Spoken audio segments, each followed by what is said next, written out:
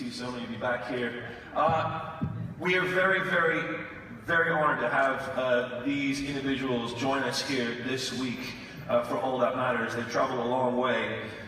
They are a two-time Grammy Award-winning American a cappella group from Arlington, Texas. It's a long way. They formed back in 2011. They won a singing competition, the Sing-Off, the third season of NBC. They formed their YouTube channel not long after that, amassing just shy of 11 million subscribers and easily eclipsing the 1 billion viewership mark. They're hugely popular, not just back home in the States, but all over the world. Please give a big round of applause to Avi, Scott, Kirsten, Mitch, and Kevin, the Pentatonix. Yeah.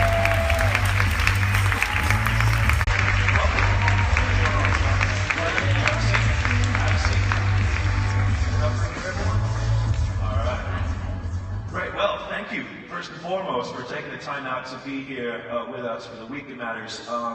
You have traveled a long way, Arlington, Texas. Yes, that's where the three of us are originally from. Okay. But we all live in Los Angeles. But you're now based in LA. We'll get to that in just a bit. But currently, you are in the midst of your world tour, and this is your Asian leg right now. Yes, and Australia. And Australia. Yeah, we just finished that. Yeah. Okay, so you're here now in Singapore. Of course, you're here for us, but also a huge weekend coming up for you guys. Of course, that's the Singapore GP. Yes, yeah, we are so excited for that. Have you ever been to a Grand Prix before? No. Do you know what Formula One is? Yes. Yeah, great to say that. Cars going fast. It's like NASCAR but cooler. Totally. Okay. Gonna make some fans mad. Yeah. Oh, I don't like awesome. Okay, never mind. Let's move on from that. But this is great though, because I mean, does it still blow your mind that having come from the States originally, and now you've amassed this follower, this fan base, not just from the States, but from all over the world, and now here you are traveling the world, seeing the world, experiencing new cultures, meeting new people. Does it still blow your mind? Yeah, every day. We have moments. Literally last night, we were in the Infinity Pool and this place, and we were like, this is so crazy that we are here right now. Like, how did this happen to us? It's a really amazing thing. Okay, so let's go back to the beginning. For the uninitiated in the audience, let's go back right to the point where you guys formed. That was back in 2011, is that right? Yeah.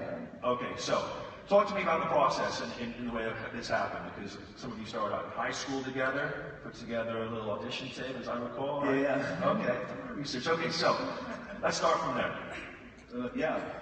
So we went to high school together, and with the three of us. Yes. And we auditioned for an a cappella competition on the radio. It was for Glee, actually, to meet the cast of Glee. And was it to make an appearance? No, it was literally just to go out and meet them in Los Angeles. Okay. And we were big fans. We were big fans, but it didn't happen. But we didn't win. But when Scott went to college, everybody was talking about the Sing-Off, this a cappella competition on TV, and Scott really wanted to try out with us, but was advised that we should probably fill out the sound a little bit more. So we added these guys. Okay. And Enter Bobby and Kevin. Okay. Yeah. So how did that happen then? How did you guys come to meet Mitch, Kirsten, and Scott? Well, Scott actually emailed me. We had a mutual friend in the acapella community, and my group had just won the ICCA, and so he was like, "Hey, might as well look at this guy," and he emailed me. I was like, "Let's do it." Yeah, absolutely. But what was really crazy about it is that I actually seen that video, the trio video, and I remember thinking to myself, I was like, "Man, it would be really cool to sing with those guys." And then like months later, he emailed me with that video, and I was like, "This is amazing." You didn't get a chance to meet the cast of Glee, but you put the video on YouTube, is that right? And then obviously got a lot of attention around your high school. Everyone's going, "Whoa, I didn't know these guys could do that." And that's It's what happened. It just randomly went. I wouldn't say viral, but it definitely got a lot of views for just three high school kids who randomly posted a video. So at that point, you're thinking, guys, I think maybe we're onto something here. Maybe we should run with this. Totally, yeah. And at the same time, a show was growing in the States called The Sing-Off. Yeah. And season 2 was really successful. And so we were like, let's audition for season 3 since we have this little group already kind of started. And then we brought in Avi and Kevin. Kevin we found on YouTube, actually, like literally weeks before the audition. And yeah, we just went in and auditioned, and then we were on the show, and then we won the show, and that's kind of how the ball started rolling. And then after winning season 3, you signed a record deal, you split your prize money and all that kind of stuff, and then boom, Pentatonix was born. Yes, yeah. But Right after the show, though, we got the record deal and we all moved to LA, and then we were dropped from the record deal almost instantly, like within a week or two. Oh, really? Yeah, so that's where we were like, okay, awesome, we all moved to LA, and so that's where social media came in, though. We started a YouTube channel, and we were like, we'll just do it ourselves, connect with our fans directly.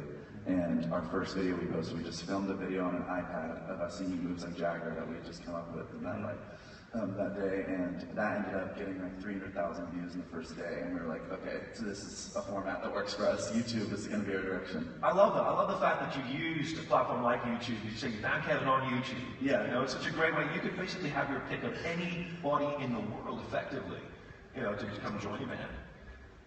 Yeah, and him joining was, we were lucky that he's a go-getter, because we were just literally messaged him on YouTube. We were like, do you want to fly to LA and audition for this television show with us? And he's like, sure. You're so trusting. Which I think was a lucky thing. I love that you're so trusting. Sure, I have no idea who you guys are. Yeah, I don't really know who you guys are, but you know, I might as well just give it a shot. And it was funny because I literally graduated from college, and then immediately afterwards, 2 weeks afterwards, we all met the day before the audition. What did this do as far as your studies were concerned? I mean, high school, university, college, did this mean that you had to put studies on hold? Yeah, we had just completed our first year of college, and then depending on if we got kicked off or not, we would go back, but we didn't, and so then we put it on hold. I kept up with like online classes for a while, but then the schedule got really busy, and it's hard to take like your online tests when you're traveling. You don't know what the Wi-Fi situation is. The Wi-Fi situation. I failed a test because the Wi-Fi cut out. Wi-Fi matters. But because I'm just trying to put myself in your shoes and what my mother would be saying to me if I said, Mom, I'm going to LA, I'm starting an a cappella group, and I'm going to audition for this TV show. By the way, I'm dropping out of school.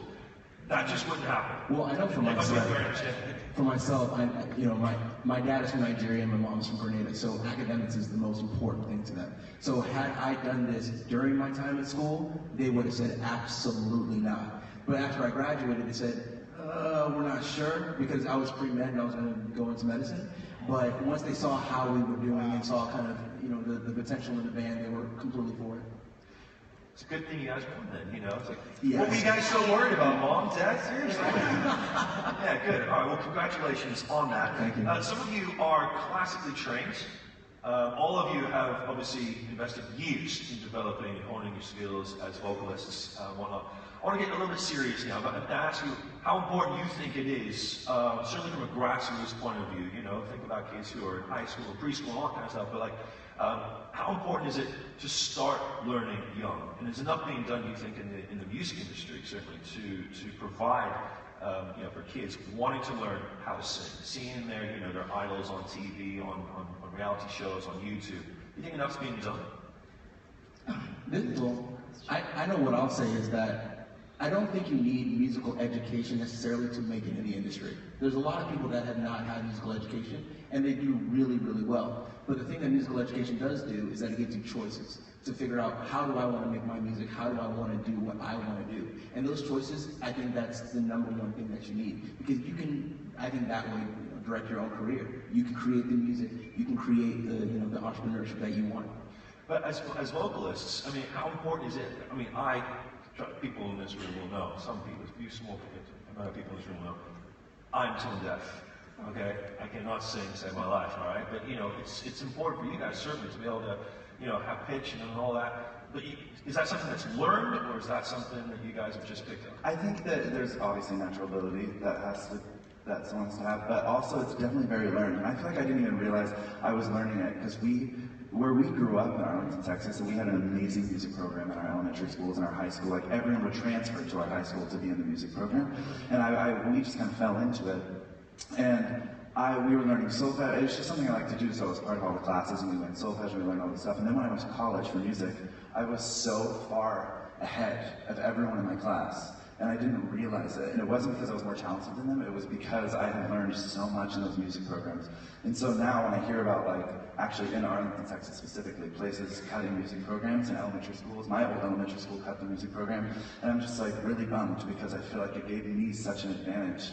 And I attribute a lot of my success to having learned all that. And so it does bum me out to hear that that's getting cut. Well, that's when your brain is the most developmental as well. That's when you're taking in the most information that you can, Definitely. and it's kind of molding you for the future. So I would say it's pretty important to have that early on. I also feel that it starts like with being passionate about it, and you can go seek out opportunities. Like we were lucky, I did transfer to Martin because I wanted to take advantage of the music and theater program there. But I mean, I had really amazing voice teachers as well growing up. I feel like if like there are opportunities other places, I think music in schools can be more prominent, it can be more of a thing, and a lot of people are cutting in. I remember even when we were at Martin, there was like a big thing about a big meeting. We were all talking about, all writing letters about how important it was.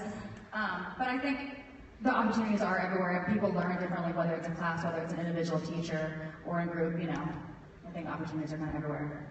Well, it's worked for you guys thus far, and you're doing spectacularly well. You should go back to your elementary school and just say, hey guys, what's going on? Why are you cutting the music program? Yeah.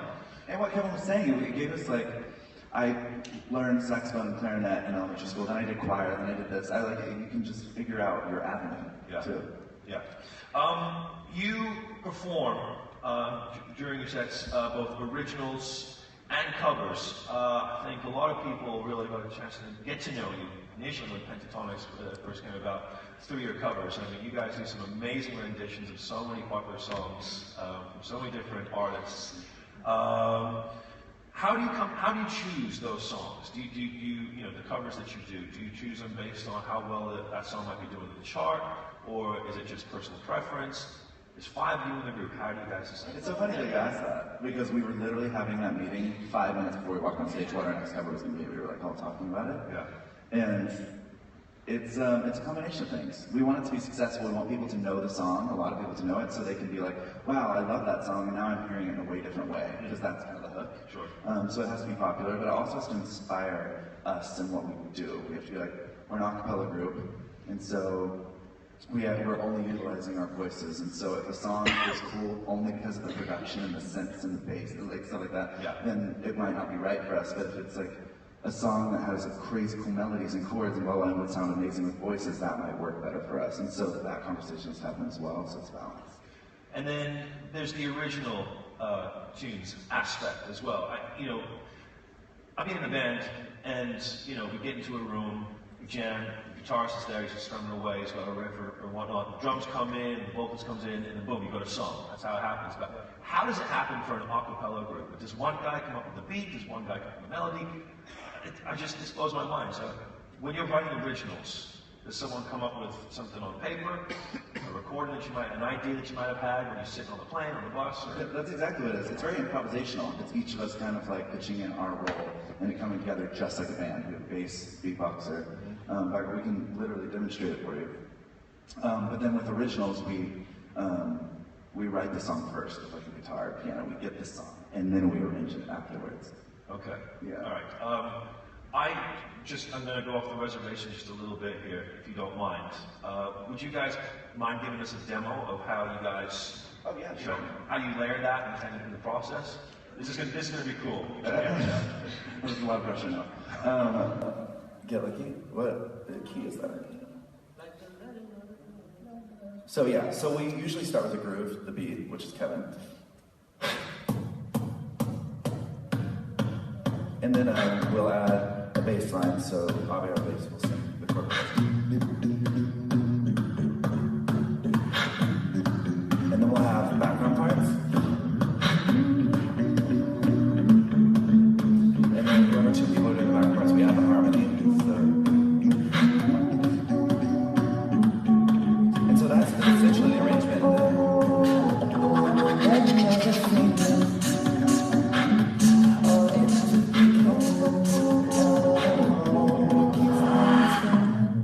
And then the solo just lays on top.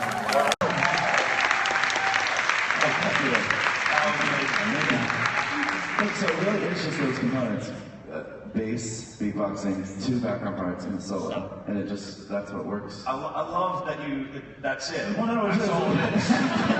Just break it down. It's like simple if you think about it. It's not like some complex arrangement. Sure. But also, going back to the whole grassroots, this comes from a love and a passion for music. Absolutely. And that's another thing. I feel like, when kids do it in school, it is the love and the passion, but it's also that sense of community, and I feel like that really helps them grow, and so like keeping that in school is super, super important. I'm glad you mentioned that, Avi, because we've heard several times on panels this week the importance of working with your competitors. In the music industry, though, we're talking a lot about collaborations. You guys have done your fair share of collaborations as well. One with Lindsey Sterling, by the way, completely off the chain. But is there such thing as competition anymore as far as artists are concerned? I mean, it's all about. I mean, now everybody is doing a collaboration. We're seeing that more prominent than ever in the music business. Artists teaming up with each other, featuring on each other's records, helping boost record sales, and that kind of stuff. It's important then to work with other musicians. You're combining fan bases too, and you're bringing new eyes to each artist. So that's always great to collaborate. When you have fans of Daft Punk, or you have fans of any bands of Rihanna and whatnot, who love their music, and as you said earlier, Scott, when they hear it in a different way, boom, you've already got a new fan base. From you're sort of borrowing their fan base, so to speak. Okay, let's talk about those collaborations. Who calls who? How does it all begin? Do you call someone up and go, you know what, we really love to work with you, or do they get in touch with you and say, we love the fact that you would cover in our songs, let's do something together? How does the collaboration process start? That's a good question. It's different every time. It's usually us getting really pumped about a particular artist, and then we reach out.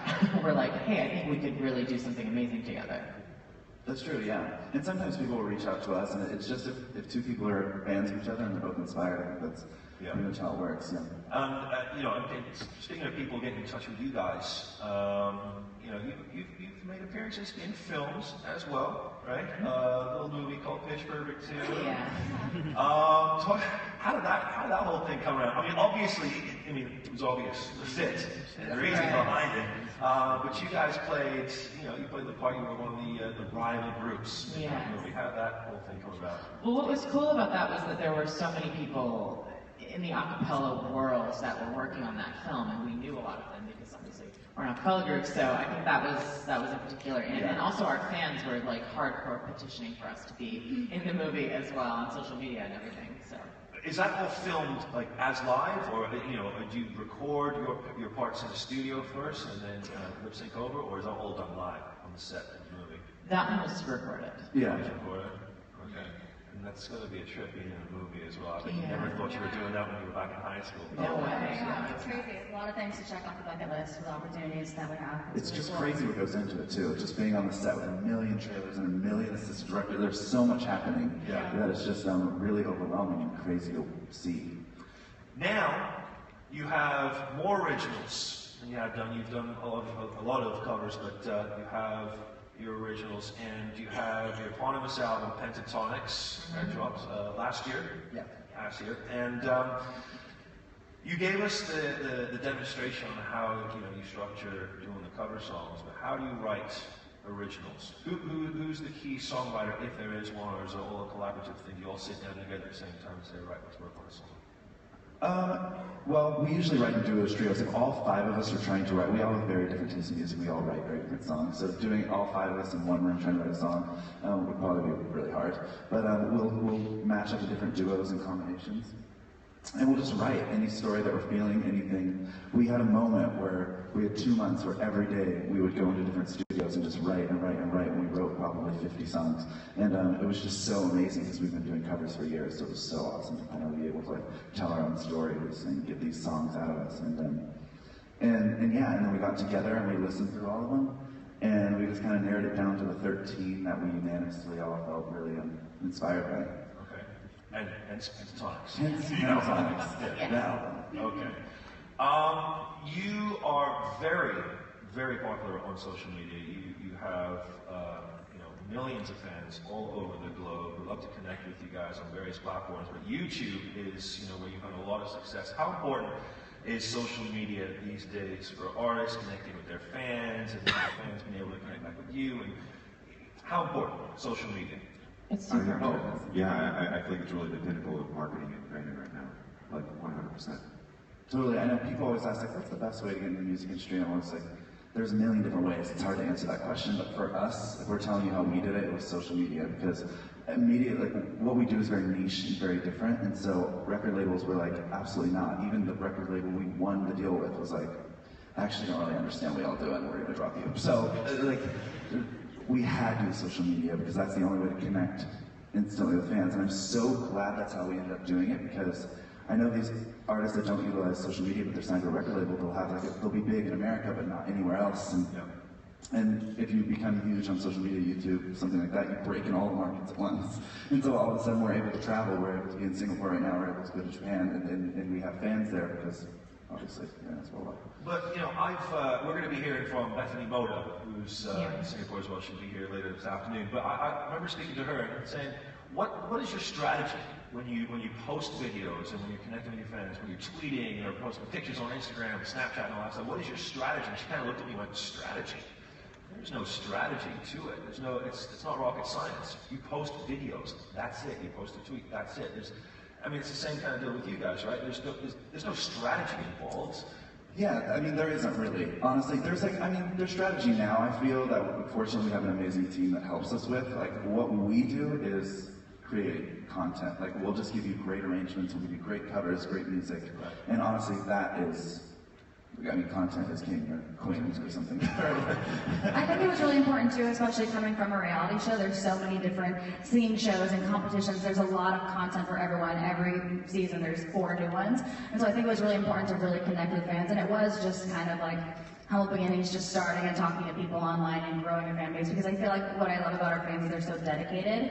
And they're so loyal and really wonderful. And I think that was because right after we all connected on social media, and it was very important to us to really stay in contact with them, so we didn't just become another winner of something, Yeah, but if I had to say what our strategy was, I would say releasing things pretty consistently. Yeah. And you never know what's going to go viral. Like, we were getting 1 million, 2 million views on all these videos, which is great, and you're like, what's the next step? And then randomly we released this Daft Punk medley that we didn't think anything of. It was just another thing that we were just inspired by, and excited. We posted, got 200 million views. Yeah. And then all of a sudden that was like our thing, and then with all this, and then our new record label happened, and you just kind of run with it. The thing is, you seem to have an affinity for Daft Punk. You guys love Daft Punk. It was a very successful medley for us. It was successful. I think the word Grammy comes to mind. But, have they been in touch with you guys? You guys are Daft Punk? Daft Punk?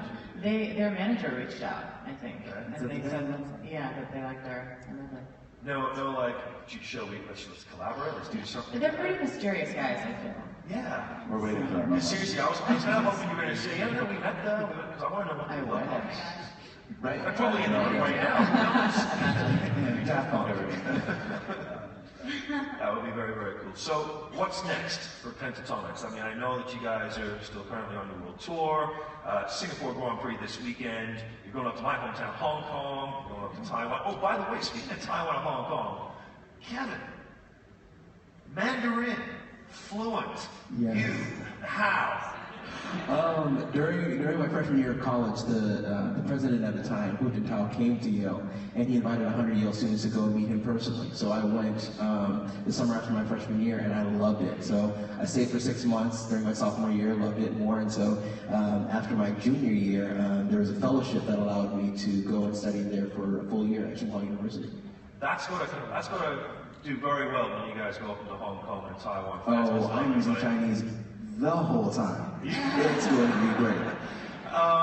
Please give us a demonstration right now. 大家好，我的名字是陆优乐，大陆的陆，保佑你有快乐的乐。我们非常的高兴能够来这儿给你。也非常的感谢啊，非常的感谢。Yeah, I agree. That's great. That's awesome. Do you sing in Mandarin? We actually You should be teaching the band, right? Well, we actually, so we were on the Chinese version of the sing-off in 2012. That's right. And so we did Tian Mi Mi. Yeah, I do remember. Yeah, he had to teach it to us. We literally had a class with him where he was writing it out. Did you have it all phonetically written down? Yeah, and they ended up cutting it. They didn't cut the whole thing. Did they cut the whole thing? I think No, there was a separate link. There's a separate link of us performing. They're like, we'll just put it online. We won't air it. I thought we did a pretty good job. I thought it was really not. It's hard.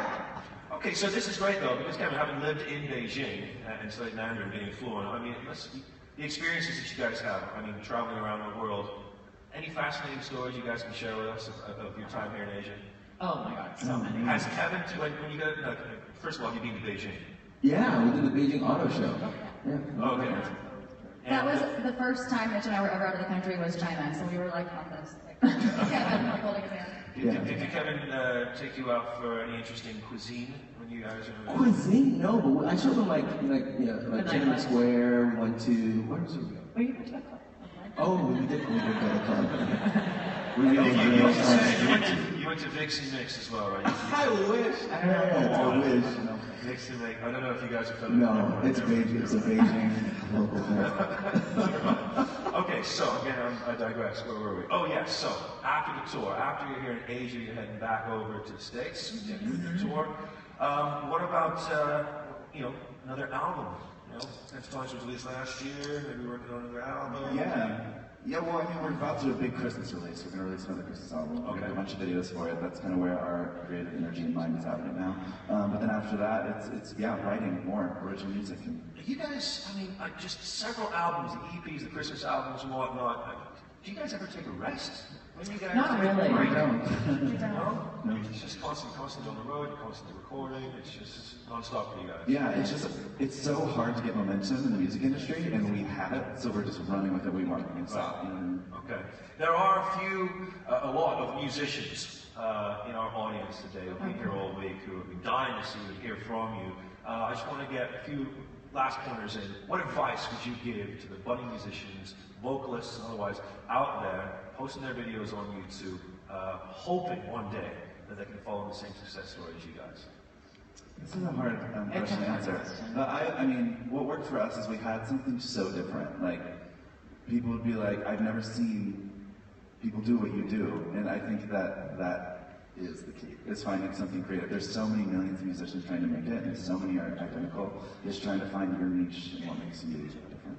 And consistency, as you said, was key. Consistency, Yeah. Since quality content, I feel like is really important too. Like obviously, we started off on an iPad, and that was, that shows kind of the progress we've been. But I feel like nowadays that people are really like upping the quality on their videos, like having a bunch of videos that are really great quality, put a lot of thought and a lot of work into, are going to do better than you just throwing one up there. And I suppose that, you don't just want to post one video and just sit back and wait. You don't want to post like 20 videos at the same time, sit back and wait. You want to kind of space those out as well, right?